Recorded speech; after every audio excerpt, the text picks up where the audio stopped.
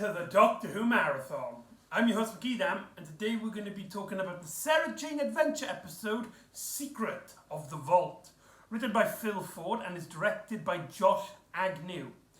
This story is a semi-sequel to sorts to the episode Prisoner of the Jadoon, in which Andravax appears again as the main antagonist of the story. But it's also, as well, a semi-sequel to the 10th Doctor animated special Dreamland, because this story features none other than the Men in Black, and more specifically, Mr. Dread. Mr. Dread from Dreamland appears in a live-action Sarah Jane Adventure episode. I did not realise this was a thing until I saw some details on the Wikipedia page. It's very strange and very odd, and I don't know, I just thought it was really cool. I think the main aspect for it was that Phil Ford wrote both stories, so he just kind of tied them together here. And put them into a nice, neat little package. And really, it's really cool to see a villain or semi-villain of sorts, in a episode of the Sarah Jane Adventures. I personally just think that's really cool. In terms of the mainstream opinion, this story isn't too highly regarded, considered to be one of the more weaker elements of the series. And maybe even the weakest episode of series 4, the 4th series, which was the series in which, when it was airing, sadly, was announced that that Elizabeth Sladen, the actress who played Sarah Jane, had passed away during the making of series 5.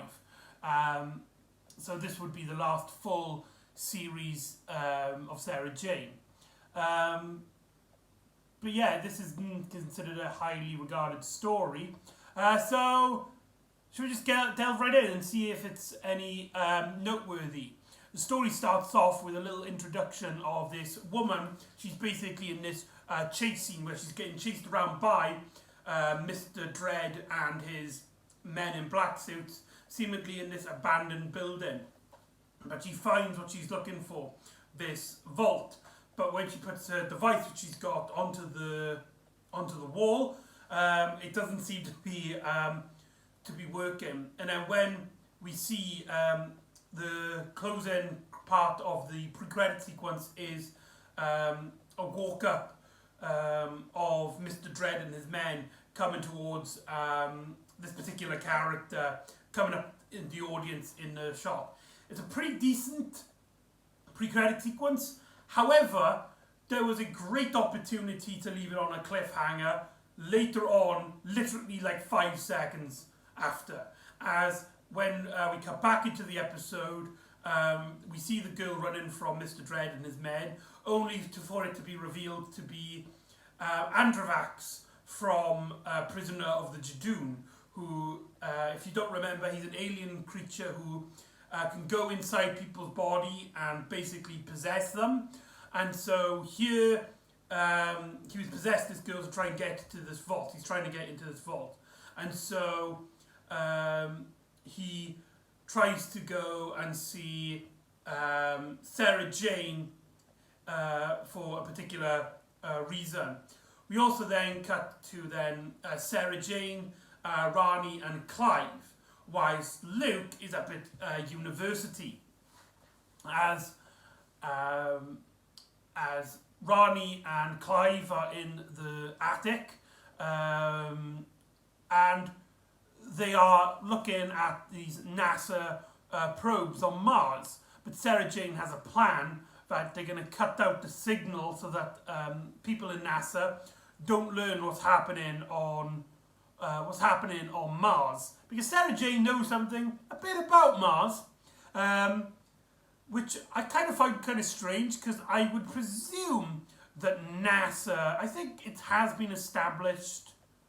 If it hasn't been established yet, it's been established later on in the series that NASA does actually know stuff about aliens, or at the least wary of them, and would keep the secret if anyone ever found out. So it did kind of feel, in terms of somebody who knows the larger canon of Doctor Who, I did feel that was kind of strange. But in terms of Sarah Jane Adventures, which that hasn't been established yet, I just remembered something.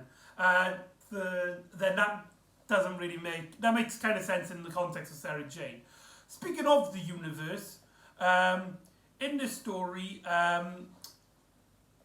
everybody on Earth doesn't know about aliens. This seemed to have contradict earlier episodes in which it's basically described that modern day average people know about aliens. There's no way of covering it up now after the Dalek invasion in 2009. However, due to the crack in time storyline in the 11th Doctor's first series, which this story runs concurrent with, then that kind of retroactively changes time so that people don't remember those events.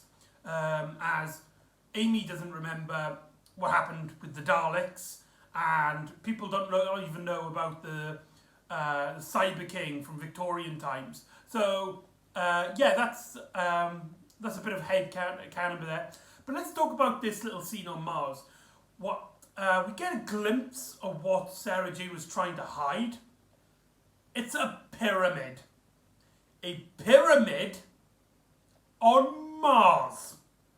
For those of you who don't know, in Sarah Jane's time on Doctor Who, way back in the 4th Doctor era, in fact, in one of my favourite series, there is a story entitled Pyramid of Mars, in which it is established there is a pyramid on Mars, to which they arrive at the end of that episode. In fact, one of the special features on this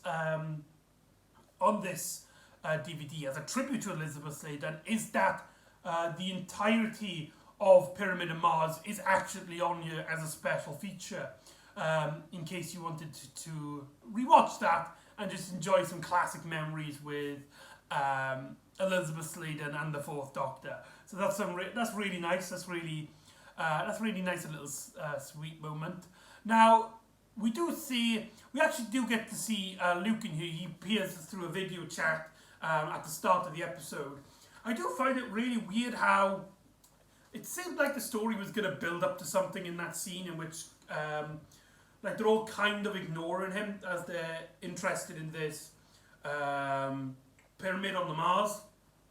And then Rani's got something news as well, and they seem to be Luke just seems to be on the screen as Sarah Jane and Clive are looking on Mr. Smith, and it seemed to be teasing the fact that Luke might be feeling left out, but nothing like that. It's literally just a cameo. But one thing that kind of not surprised me, but I found kind of interesting, is that I thought now that Luke had disappeared from the series, that the inclusion of Ronnie and Clyde hanging around with Sarah Jane might feel a bit weird. But surprisingly, I found myself not really thinking about it. This could be an aspect of Ronnie, who is an inspired journalist, and basically Sarah Jane has taken her on as a sort of a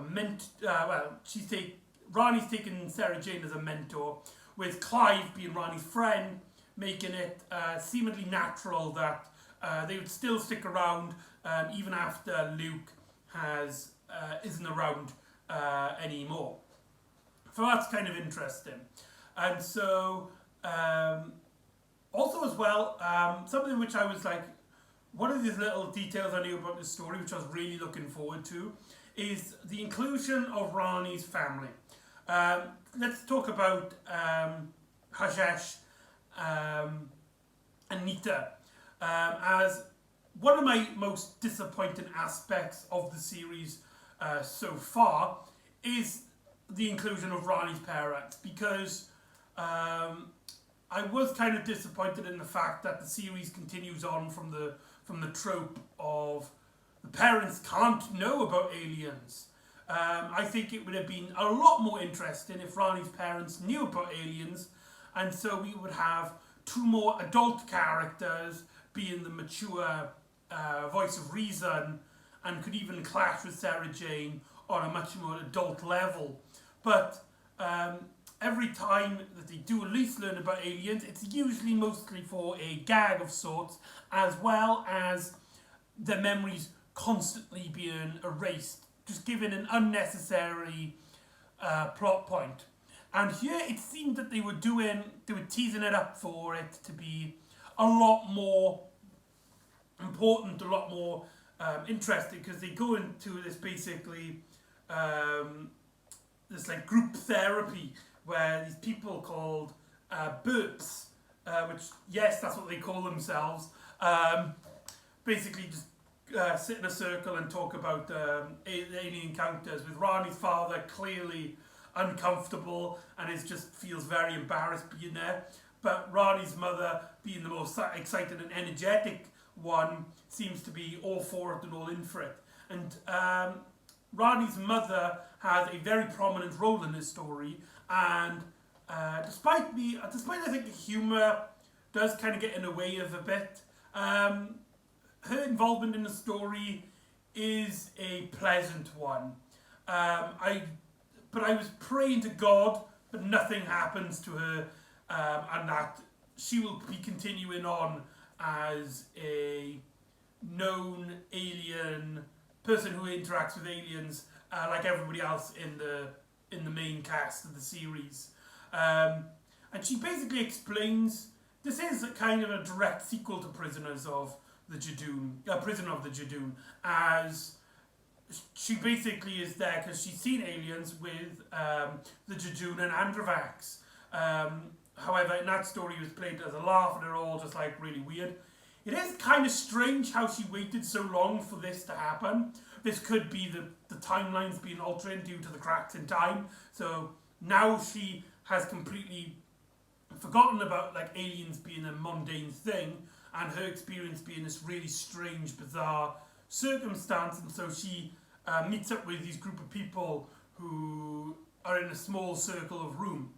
And it's here that we get to meet Ocean Water, who, oddly enough, is one of a bunch of characters in recent memory that are named with like water. You got Professor Rivers from Sarah Jane. You got this character. You've got River Song, and you've got Amy Pond. That can't be a coincidence, right? But anyway, Androvax hides himself in Sarah Jane's bush, and he takes over Rani's body after they've been distracted, as Rani's mother basically explains. So she's seen the same lizard person that she saw earlier on during the encounter with the Jadoon. While Sarah Jane tries to blow her off, she does is like, because she knows about aliens, does actually realise that Androvax might be around, and so she basically realises straight away that Rani is being possessed, and so Androvax goes up into the attic, tries to get Mr. Smith's help, but Sarah Jane breaks in to her own attic, and convinces Androvax to leave Rani's body, as there's this force field that Sarah Jane puts around Androvax to stop him from possessing people, which Androvax then explains what he's doing to Sarah Jane, why he came to Sarah Jane. He came to Sarah Jane for help. He is poisoned. He is ill. He is dying. There is this giant serpent-like creature on the home planet of the Jadoon, and their poisonous venom is irreversible. It will kill, and he is dying without any chance of survival. But Androvax had learned that a handful of his people, about 100 or more, have survived the destruction of his home planet. And so he plans to, after destroying 12 worlds, plans to at least save one by getting Sarah Jane's help to get into the vault and get into this place of that because people, Androvax's people are in there, and Sarah Jane, despite her absolutely hating Androvax with a passion, and that she remembers what torment she went through. Sarah Jane does kind of know that Androvax does have this soft spot, kind of being in his head, in Prison of the Jadoom, and feels like he could be telling the truth, and so even if there's a chance, we've got to take it. We've got to look around, and so Androvax takes Clive's body so they can look. No, wait, sorry. They keep him there. That's later on when Sarah Jane, Rani, and Clive, they go into this abandoned building, which we saw earlier on in the episode, and it's here that they encounter Mr. Dread, which gets name dropped. Here he's played by Angus Wright, if I remember it correctly. Angus Wright. In the animated Dreamland, I believe he's played by Alan Guinness. So you could take the implication, because I believe Dreamland, Mr. Dread died in that story, but here he's played by a different person, so it could be an implication that this is a completely different Mr. Dread. However, he's an android, so it does kind of make sense that if he was destroyed, he could easily be regenerated and have a new body for his consciousness. That's just some sort of like headcanon for me personally, but it is interesting. And when Sarah Jane is in this building, they see a wall full of articles where Sarah Jane recognizes one of the faces. It's actually Ocean Waters, the woman that is organising burps. And so Sarah Jane tries to find this device. Androvax has a device to get into the vault, however you need two. And when after trying to talk to Mr. Dread, who claims that it's in a secure location, Sarah Jane decides that she's going to go to Professor Waters. Professor Waters? I'm getting them mixed up now. Ocean, to try and find out more information. But she kind of knows that there might be very little hope, as the Men in Black are known for erasing people's memories so that they don't know about aliens. So they go back to the attic, knowing that Androvax is the only person who could really help. Allows Androvax to take the body of Clive, and then they go down to meet Ocean, and it's revealed that whilst her memory was erased, she was given this necklace with the device on it, so that Mr. Dread could hide the keys to the vaults. Androvax takes this moment to take both keys, whilst Mr. Dread starts bursting into the room, being essentially the cliffhanger of the story, as it's revealed that if Androvax gets into the vaults and saves his people and saves his ship, the blast of the ship could create a energy flow, some technobabble, which could destroy Earth and crack it like an egg.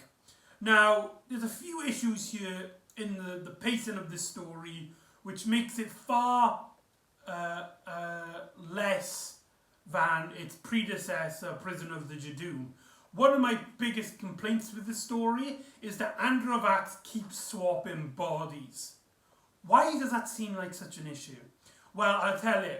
In Prison of the Jadoom, despite Androvax showing a clear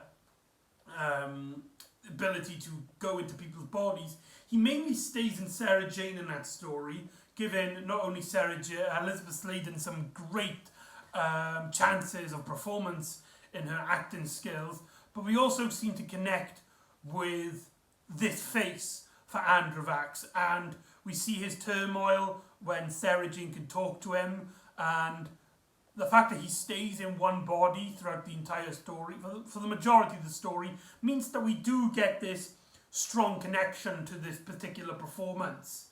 Here, however, he keeps swapping bodies, and it means that, despite it shows a great path of his abilities, the story means that we struggle to connect with him on an emotional level after he keeps taking everyone's different bodies, as we're getting used to how he acts and how he performs in one body, only for him to take another. It is cool to see Ronnie and Clive be possessed by Androvax and have them having these weird sinister faces, and Elizabeth Sladen also gets possessed in a handful of scenes in this story. However, they're all too short. They're all too tiny, and it doesn't really show the best of the abilities for everybody. And it does feel rather, not jarring, but kind of dull in the fact of Androvax as a villain. You also have Mr. Dread, essentially, here it's strange because we got basically two antagonists. We have Androvax and we have Mr. Dread. And the story does do a great place of changing the stakes between the two. And it's all nice and cool. But when we get to part 2 and we learn about this, it's actually, he was pretending all along and that saving his people would actually destroy humanity.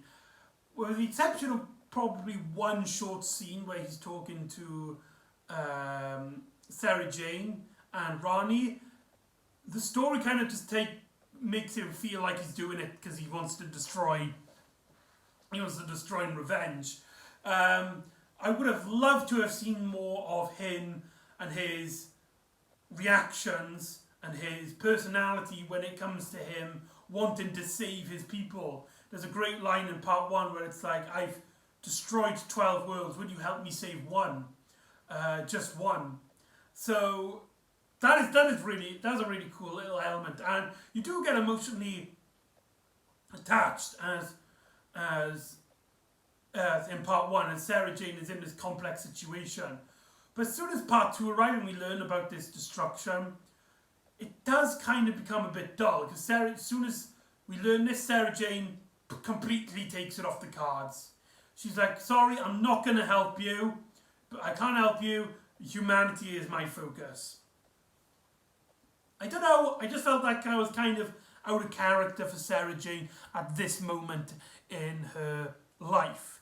We also have Rani's mother not only realise aliens exist and have a much more prominent encounter with one, but she actually gets possessed by Androvax in a scene as he's getting poisoned.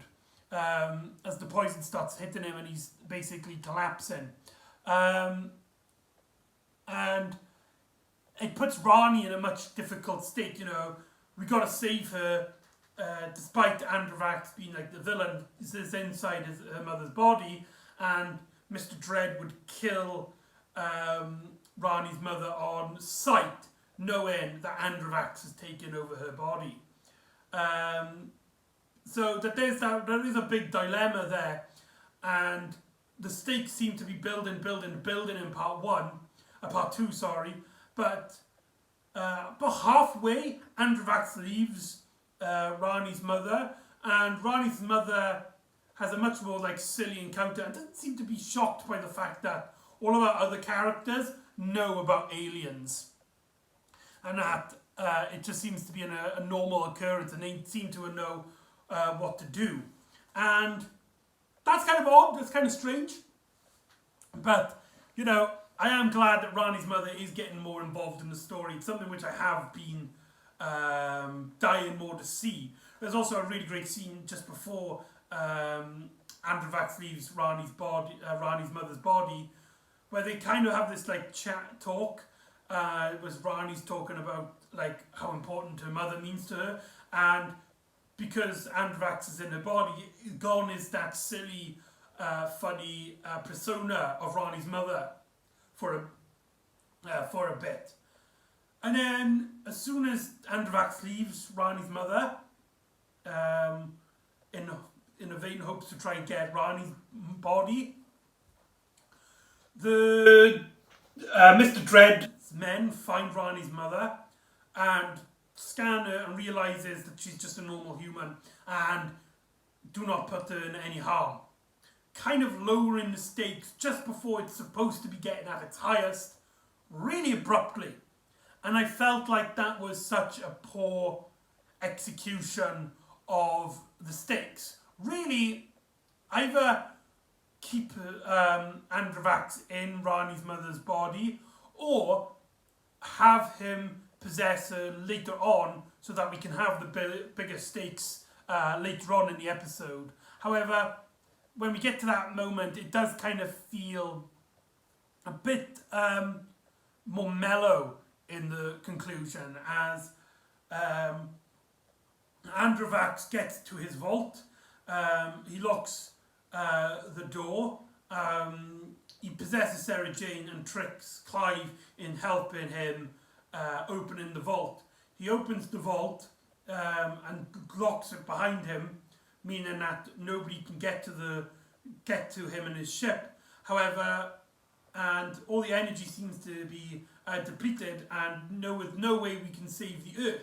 However, Sarah Jane notes that Mr. Dread has an energy source that can span for 500 years. If he uses that energy source, he could power up the machine again to teleport the ship away from Earth in a aspect where it will not destroy the Earth. And we do get this not an engaging ending, but it's a decent ending in which he does, and we see Androvax's ship leave Earth's atmosphere safely and unharmed. And then we get a scene which, I must be honest, really pissed me off. And you probably, if you've seen this story, knew where I was going with this as soon as I brought it up earlier in the story. With Ronnie's mother basically just like, oh my god, so aliens do exist, and they're not only do exist, but they're like really common. We gotta tell everybody, we gotta tell Ocean, we gotta tell the world. Oh my god, I can see the headlines. Ronnie, you're a journalist, you would want us everywhere. We'll put it on the news. I can see the headlines now. And so our characters realise, right, she can't really be trusted with all this alien information. And so Sarah Jane asks for another favour from Mr. Dread, in which he erases Ronnie's mother's memory. And then we get a scene later on in the episode where Rivers, I keep calling her Rivers, Ocean goes up to Sarah Jane's house, whilst Ronnie's mother has no memory of who she is or anything about aliens. In fact, she states at one point that she doesn't believe in aliens. And Sarah Jane kind of laughing in Ocean's face as she kind of does this whole, oh, aliens? I don't know what you're on about. Sounds a bit silly to me. As like Rivers, who has been tormented her entire life about this concept of aliens and Mr. Dread in her life, just seems really bummed out. She's like, oh, come on. Like she has like this friend with her. She's just like, come on. The bad guys, the villains, the aliens always win, as they like walk off sadly. I don't know why. I just feel like that's just a really bummer for an ending. I feel like I don't know. I just wish there was like a nicer ending than that. Like, and Sarah Jane could have at least feel a bit sad that she had to lie. At worst, she should have just at least just been confronted with her and just be like, right, aliens do exist. Well done, your theories are confirmed, but we need to keep it a secret to keep everybody safe. So, yeah, it just felt like a really, really weak ending, and personally, as somebody who really wanted the parent characters to be more involved in the stories, the reset just really, really... Why? Why, Phil Ford? Why reset? And that strange ending with Ocean seemed very out of character for Sarah Jane and seemed like kind of like a dick move in a way which I don't think benefits the story. So that is the Vault of Secrets. Overall, it's a complete disaster in terms of comparing it with Prisoner of the Jadoon. Prisoner of the Jadoon is one of my favourite stories, and it had no chance of living up to the expectations of a sequel to that, and as well being as a crossover with the Doctor Who main series after bringing up one of the villains from its animated episodes. But overall, it's just not a particularly great story. It's dull in a lot of places. It's kind of generically shot. Androvat is a lot less interesting here, and the ending just really just drove me nuts. The conclusion of it, not mainly the ending itself. The ending was fine, with Mr. Dread basically sacrificing himself, but the wrap up, that bit really annoyed me. There are some funny moments. One bit I didn't mention, which I won't spoil if anybody wants to watch this, is the scene in the cars. If you know what I'm on, if you've seen this episode, you know what I'm on about. But overall, the story is just a bum up. Basically, it's one story which I couldn't really recommend. It's kind of all over the place in terms of what the story wants to focus and be interested with, and certain twists devaluing some of the emotional hooks that the story has going for it, which is exactly not what you want to do. So anyway, that is Vault of Secrets. So join me next time as we go back to the K9 adventures in The Last Oak Tree.